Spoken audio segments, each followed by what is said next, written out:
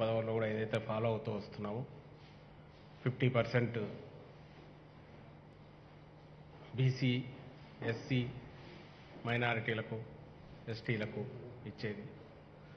అలాగే శాసన మండలికి కూడా అదే ప్రయత్నం పూర్తిగా చేసి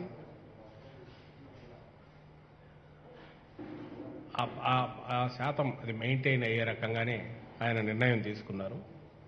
అందుకోసమే కొంత ఎక్సర్సైజ్ చేశారు. సీనియర్ నాయకులతో అందరితో చర్చించారు.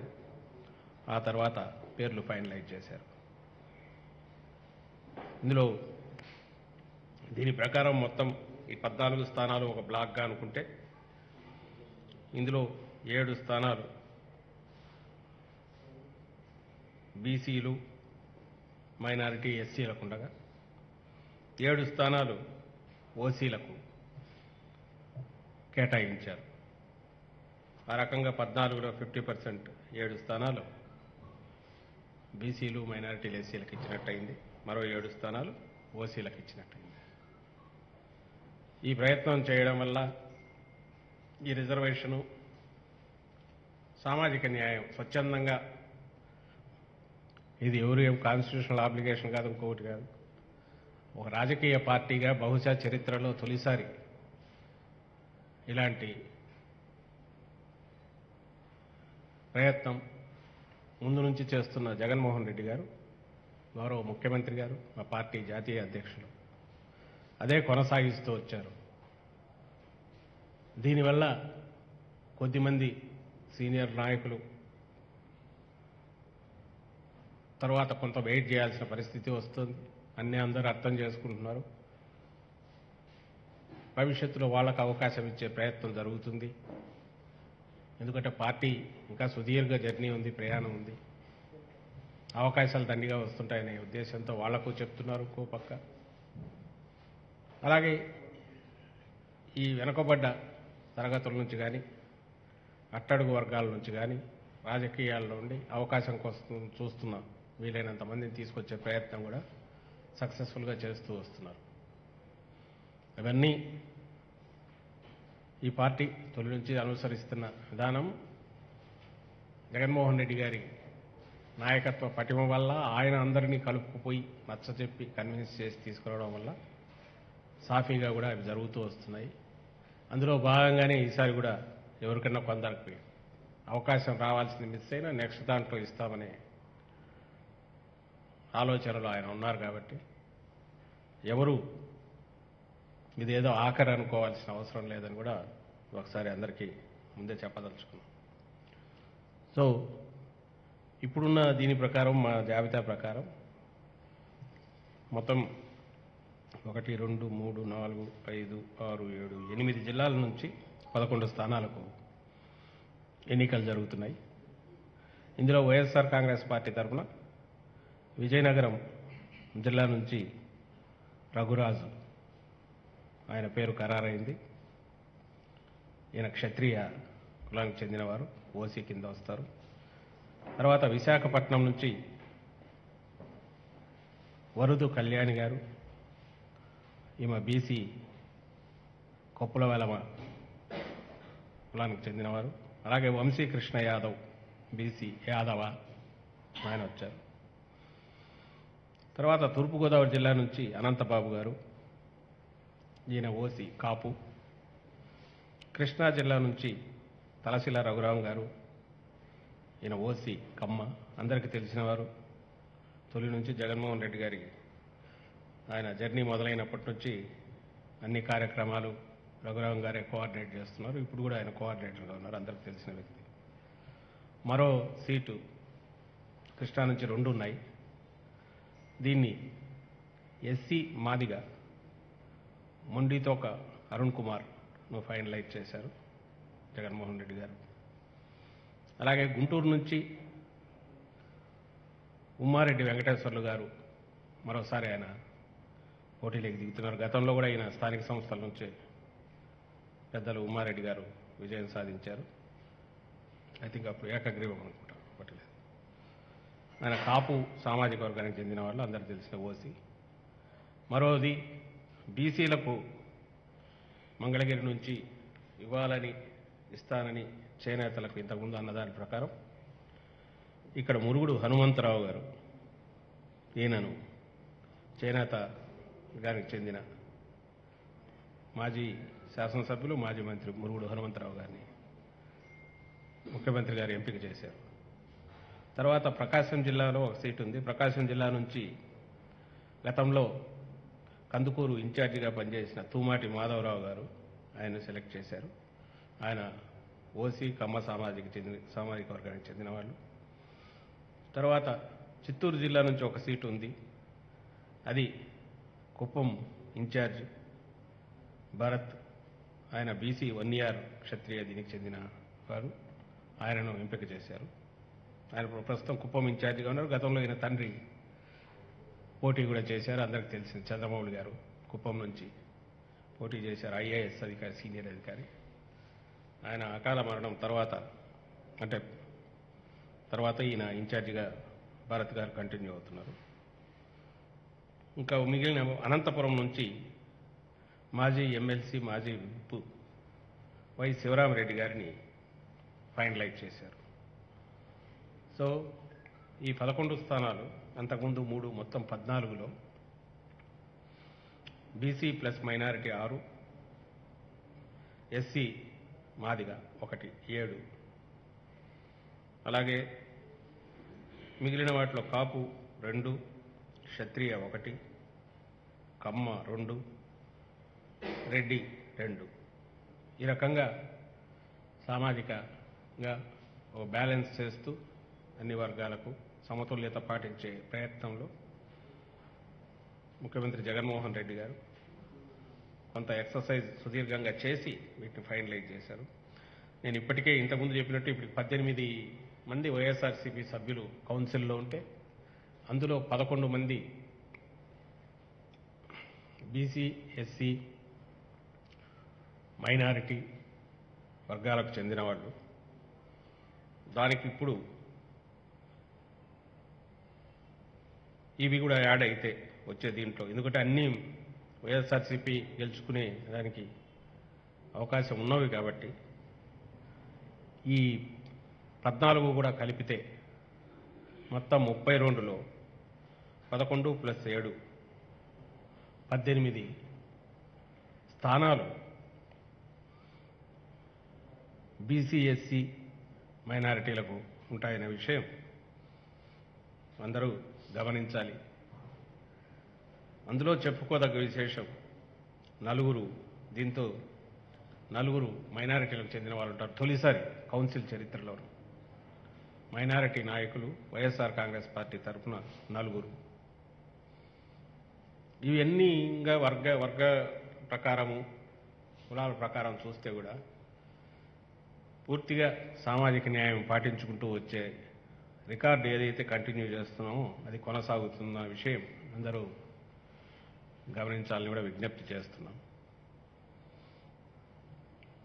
ఇది వీళ్ళ నామినేషన్లు, ఇవన్నీ 16 నుంచి నామినేషన్లు మొదలవుతాయి కాబట్టి దాన్ని బట్టి వీళ్ళు ప్లాన్ చేస్తాం.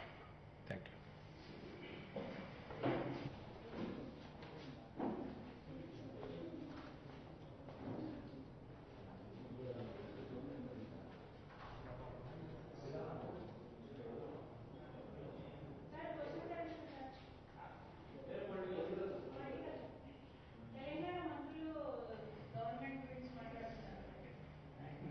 ఏదమ్మా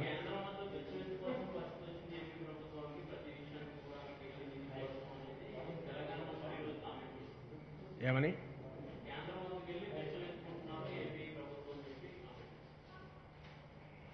విషవత్ కూడా ఏముందో నాకు అర్థం కాలేదు. ఆయన మొన్న వాళ్ళ ముఖ్యమంత్రి కేసీఆర్ గారే అన్నారు కదా, అది హక్కు మాది, మేము ఎవరి దగ్గర అడ్డుకోవాల్సిన అవసరం లేదు, కేంద్రం నుంచి రావాల్సినవి ఎలా రావాలనో అవి రావాల్సిందే, వాటి కోసం ప్రయత్నం చేయడంలో భాగంగా సంయమనంతో పోతుంటాము, వాళ్ళ దగ్గర నుంచి వీలైనంత వరకు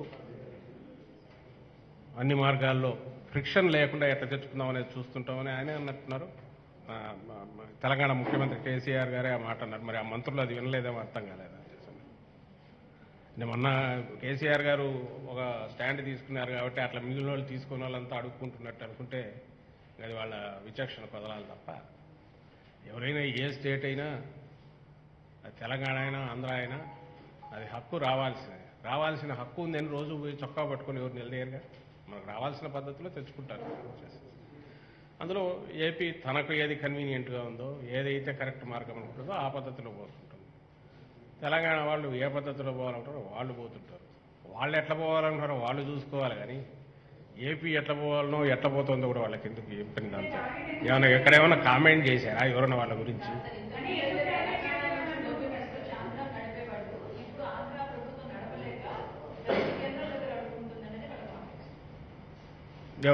అక్కడి నుంచేనా ఎవరు మరి అదేది ఉంటే వాళ్ళైతే తెలంగాణ ఉద్యమం ఇప్పుడు మా తెలంగాణ ఇదెంత ఇది అయిపోయింది అని అనుకోవాల్సిన అవసరం అప్పుడు మేము చెప్తున్నది అదే. ఇంతకుముందు కూడా ఇదే క్వశ్చన్ వేస్తే చెప్పాము. తెలంగాణ నుంచి విడిపోయేటప్పుడు మనం కలిసి ఉమ్మడి ఆంధ్రప్రదేశ్ ఏర్పాటయ్యాక మొత్తం సెంట్రలైజ్ అయ్యి తెలంగాణలో కూడా ఎక్కడా లేదు, హైదరాబాద్లో ఉంది. వాటెవర్ ఇట్ ఈజ్ ఎంటైర్ ఉమ్మడి రాష్ట్రం అన్ని రిసోర్సెస్ కానీ ఇంకోటి కానీ అన్ని సెంట్రలైజ్ అయిపోయి హైదరాబాద్లో ఉన్నందువల్ల ఈరోజు తెలంగాణకైనా మైనస్ హైదరాబాద్ ఎట్లయితే ఇది ఉంటుందో ఆ రోజు ఇక్కడ నుంచి పోయిన ఎనర్జీ రిసోర్సెస్ కానీ ఇంకన్నీ హైదరాబాద్లో కేంద్రీకృతం కావడం వల్ల దాని మీద డిపెండ్ అయి ఉన్నాము. కాబట్టి ఆ విడిపోయేటప్పుడు ఆ వాటా కూడా రావాలని ఆ రోజు అందుకే అడిగింది. అసలు విడిపోవడం తప్పు, ఇన్నాళ్ళు మా స్ట్రెంగ్త్ కూడా దీనికి యాడ్ అయింది, అది గుర్తించండి అనేది ఇటువైపు వాళ్ళు చెప్పింది. ఈరోజు ఇట్స్ ఎ ఫ్యాక్ట్, అందరం అంటున్నదే. ఆ రోజు విడదీయడం అన్యాయంగా విడదీశారు, ఏ రిసోర్సెస్ లేకుండా చేశారు, సెంట్రలైజ్డ్ డెవలప్మెంట్ వల్ల హైదరాబాద్ ఒకటి ఇదైపోయింది. అందువల్ల అట్లా చేయొద్దు చంద్రబాబు ఇక్కడ అని ఈయనకు చెప్పాం. మీరు విడదీయడం ఇంత అన్యాయంగా తప్పు అని చెప్పి సెంటర్ వాళ్లకు చెప్పాం. ఇటువైపు బ్యాలెన్స్ చేయకుండా దానికోసమే స్పెషల్ స్టేటస్ ఇస్తామని అది ఇవ్వమని అడిగాము. ఇందులో ఏమీ దాపరికం లేదు. మనం ఏమంటున్నామో వాళ్ళు అదే అంటున్నారు. కాబట్టి వాళ్ళు ఏదో ఇన్నాళ్ళు బిచ్చం వేస్తే కూడా తీసుకున్నట్టు, ఈరోజు వదిలేస్తే ఇంకో దగ్గరికి వెళ్ళి తెచ్చుకున్నట్టు ఇవన్నీ అనుకోవడం అంటే రాజకీయ అజ్ఞానము అపరిపక్వత అవుతుంది తప్ప whatever they are saying that is a fact. అది ఫ్యాక్ట్ కాబట్టే విడదీసేటప్పుడు బ్యాలెన్స్డ్ అప్రోచ్తో పోండి. ఇక్కడ నుంచి వచ్చిన స్ట్రెంగ్స్ అన్ని కూడా అటు పోయినాయి. ఆ రోజే డీసెంట్రలైజేషన్ అయితే ఈ పరిస్థితి వచ్చేది కాదు, జరగలేదని ఇవన్నీ ఆర్గ్యుమెంట్స్ నడిచాయి. దట్ ఈస్ రీసెంట్ హిస్టరీ, మీకు తెలుసు, అందరికీ తెలుసు. నేను అనుకో అట్లా ఎవరో వాళ్ళు ఒకరిద్దరు మంత్రులు వాళ్ళు ఇర్రేషనల్గా వాళ్ళకు తోచింది ఏదైనా చేసి ఇవన్నీ ప్లేయింగ్ టు ది గ్యాలరీస్ అంటారు. అక్కడ ఏదో తప్పించుకోవడానికో ఇంకో దానికో టు స్కోర్ ఏ పాయింట్, లేదా ఆయన సీఎం గారి దగ్గర ఏమైనా మార్క్ కొట్టుకోవడానికో మేము బాగా అగ్రెసివ్గా ఏమైనా మాట్లాడుతున్నామని. కానీ ఆయన ఏం మాట్లాడలేదు సీఎం గారు. ఇటు నుంచి అయితే అటు దాని మీద కానీ ఇంకో దాని మీద కానీ అనవసరంగా ఎవరు మాట్లాడినందువల్ల ఇష్యూస్ డైవర్ట్ అవుతాయి, అసలు విషయం ఫోకస్ మిస్ అవుతుందని మేము ముందు నుంచి అదే పాటిస్తున్నాం. ఇప్పుడు కూడా ఇక్కడ అదే పాటిస్తున్నాం.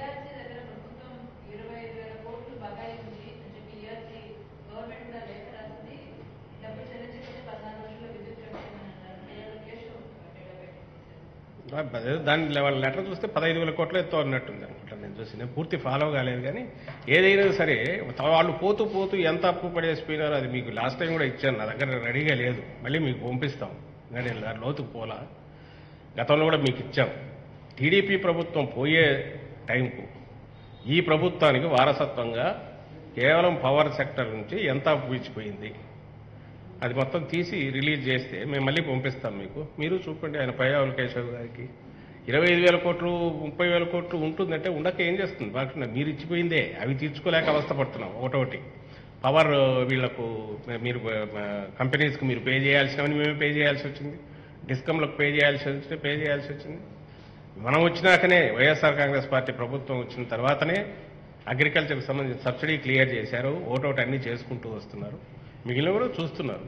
దట్ ఈజ్ గవర్నమెంట్ వీటికి సంబంధించింది, డిస్కంలకు సంబంధించింది కొంత internal, because they are not private consumers కాదు కాబట్టి ఇంటర్నల్ ఒక కంకరెన్స్ కానీ ఒక అగ్రిమెంట్ లాంటివి కానీ జనరల్గా ఉంటాయి, అంత సేమ్ దీనికి సంబంధించిన కాబట్టి. దీనికి సంబంధించి ఈఆర్సీ రైజ్ చేస్తే దానికి ఆన్సర్ ఇవ్వాల్సిందో వీళ్ళు ఇస్తారు. మధ్యలో ఈ పయ్యావుల కేసు ఎవరైతే పోయి కలిసినాడో ఆయన ఏ పార్టీకి చెందినాడు, ఆ పార్టీ 3 ఏళ్ల క్రితం వరకు ఉంది. ఆ రోజు వాళ్ళు బయటికి పోయేటందుకు ఎన్ని అప్పులు ఉన్నాయనేది ఆయన ఒక్క మాట అది కూడా చెప్పి అప్పుడు ఇది చెప్తే ఓ రిలేషన్ అర్థమవుతుంది. ఇక్కడ ఎంత ఎక్కువ చేశారు జగన్మోహన్ రెడ్డి గారు లేదా ఆయన ప్రభుత్వం, మా పార్టీ ప్రభుత్వం అనేది కూడా అది ప్రజలకు తెలుస్తుంది. నిజంగా వాళ్ళకేమన్నా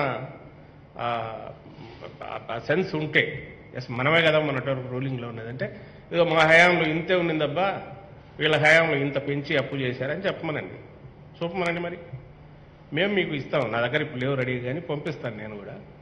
ఆ రోజు ఉన్నదాన్ని ఎంత ఉండింది నాకు గుర్తుండి 60,000 కోట్లు మొత్తం బయట పే చేయాల్సినవి, వాటి మీద ఉన్న బరువు అంతా, అందులో ఇంక్లూడింగ్ సబ్సిడీలతో సహా అంతా పెట్టి ఒకటొకటి క్లియర్ చేసుకుంటూ వస్తున్నారు. అలాగే కాస్ట్ తగ్గించుకుంటూ వస్తున్నారు. పవర్ పర్చేజ్ పీపీఎల్కి సంబంధించి ఎక్కువ రేటును కట్ చేస్తూ వస్తున్నారు. ప్లాన్డ్గా పోతూ బర్డన్ తగ్గించుకోవడానికి చేసే ప్రయత్నం ఇక్కడ జరుగుతుంది. At the same time it is a known fact, ఖచ్చితంగా ఉన్నాయి. అప్పుడు నువ్వు వేసిపోయిన బరువు మామూలు బరువు, అవి ఇంకో పక్క తీర్చుకుంటూ వస్తున్నారు.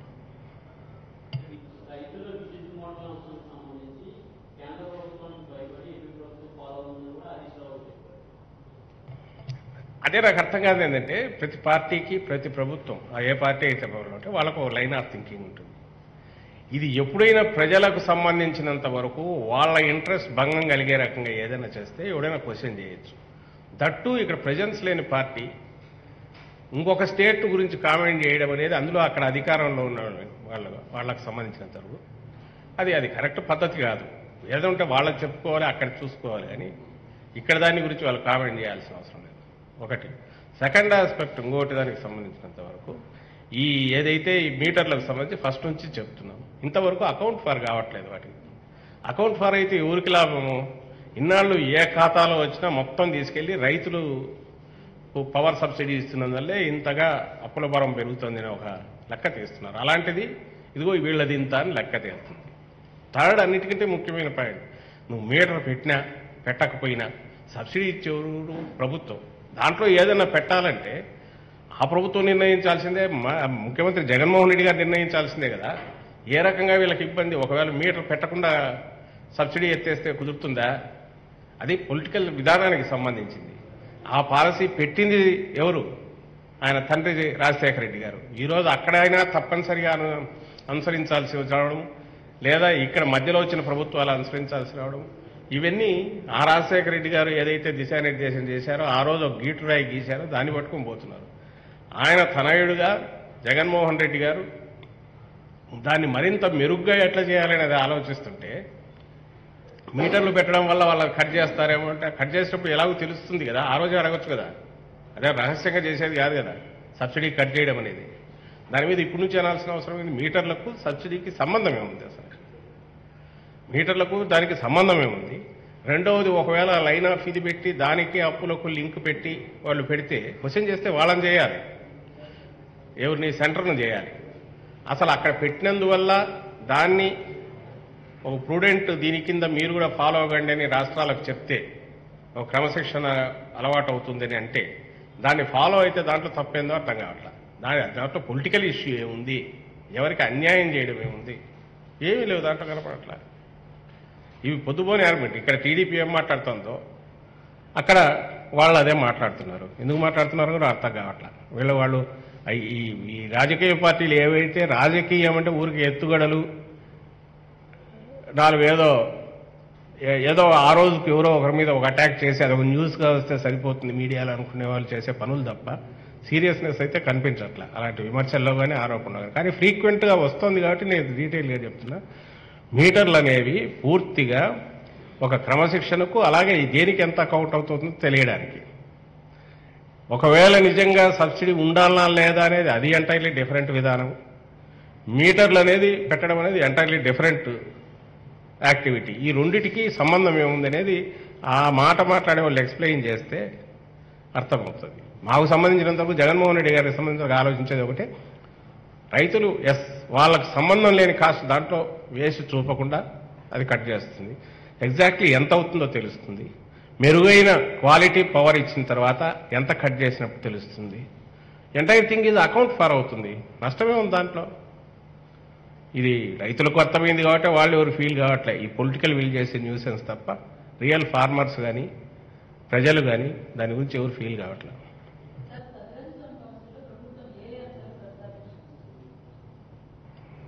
మోస్ట్లీ ఐ థింక్ అడ్మినిస్ట్రేటివ్ ఎక్కువ ఉంటాయి అనుకున్నాం రిలేటెడ్. నాకు తెలిసిన నేను కీన్గా ఫాలో కాలే కానీ, but at the same time ఈ ఇష్యూస్ వస్తాయనుకుంటాను. ఇది మన స్పెషల్ స్టేటస్ లాంటిది మనకు రావాల్సినవి.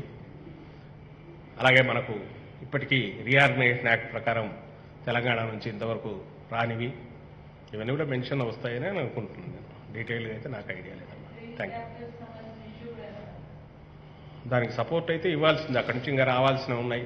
నేను పర్సనల్గా ఫీల్ అయితే 3 క్యాపిటల్స్ కాబట్టి ఇంకా సపోర్ట్ బాగా ఇవ్వాలనే కోరినా తప్పు లేదు. అక్కడి నుంచి వస్తే బాగుంటుందని అనుకుంటున్నాం. అంటే వచ్చేసేసి అయితే ఎగ్జాక్ట్లీ ఏముంటాయనేది I'm not a party into దాంట్లో వాట్లేదు. Mostly whatever inter state వీటికి సంబంధించినవి సెంటర్ నుంచి రావాల్సినవి ఎలాగో అక్కడ కలుస్తారు కాబట్టి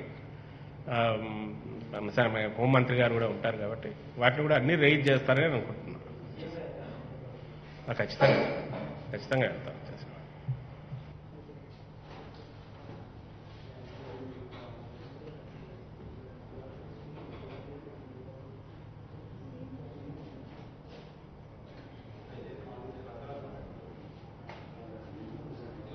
చిన్నది ఇప్పుడే ఇన్ఫర్మేషన్ వస్తుంది, ఊరికి చెప్తున్నా మీ దీనికోసం వచ్చినా సరే.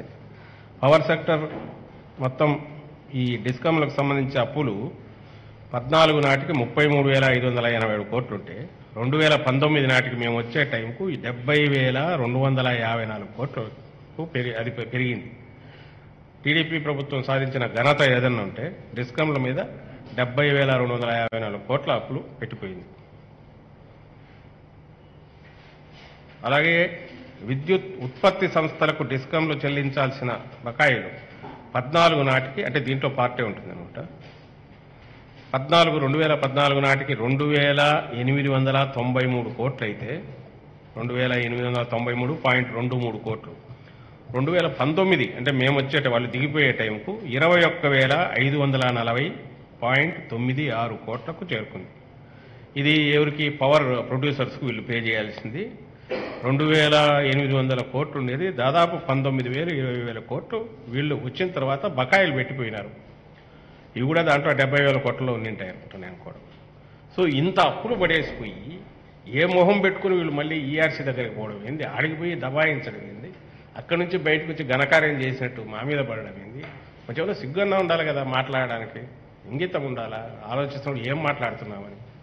ఇది ఎవరో ఎప్పుడు పవర్లో లేని వాళ్ళు పార్టీ మాట్లాడితే బాగుంటుంది కానీ పోనీ ఎప్పుడో 10 ఏళ్ల క్రితం ఉన్న వాళ్ళు మాట్లాడితే అర్థం చేసుకోవచ్చు. 2.5 సంవత్సరం క్రితం వీళ్ళే ఉండింది. పోతూ వీళ్ళు పడేసిపోయిన అప్పే.